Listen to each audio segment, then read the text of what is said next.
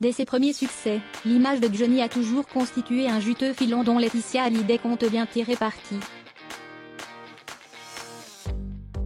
Michel Jankéléwitch, son conseiller artistique, a révélé au Figaro quelques pistes pour surfer sur la gloire du taulier tout en continuant à lui rendre hommage. Il ne faut pas que Johnny sombre dans l'oubli. Tel est le mot d'ordre de Michel Jankéléwitch, le producteur-réalisateur qui, après avoir travaillé 18 ans aux côtés du taulier, est devenu le conseiller artistique de Laetitia Hallyday en septembre 2019.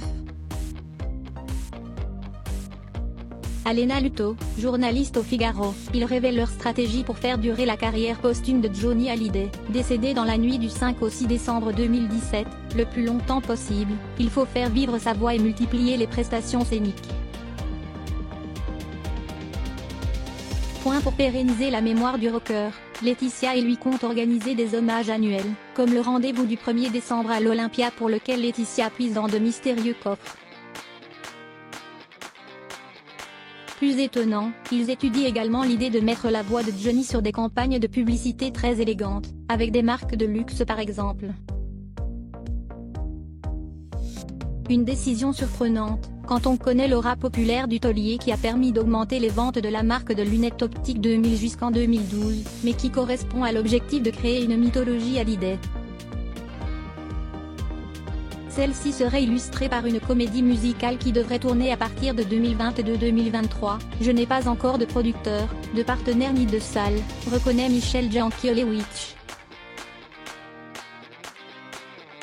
Mais le livret est en cours d'écriture. L'idée est de créer une histoire fictive autour des tubes de Johnny Hallyday comme Mamma Mia, la comédie musicale écrite par Catherine Johnson.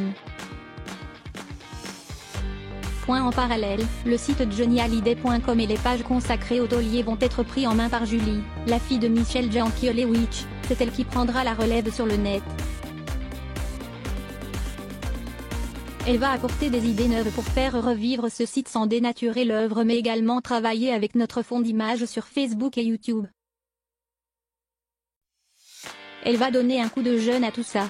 Après les concerts hommages et les albums posthumes qui rencontrent un succès considérable, il semblerait que l'image de Johnny ne soit pas près de perdre de son influence.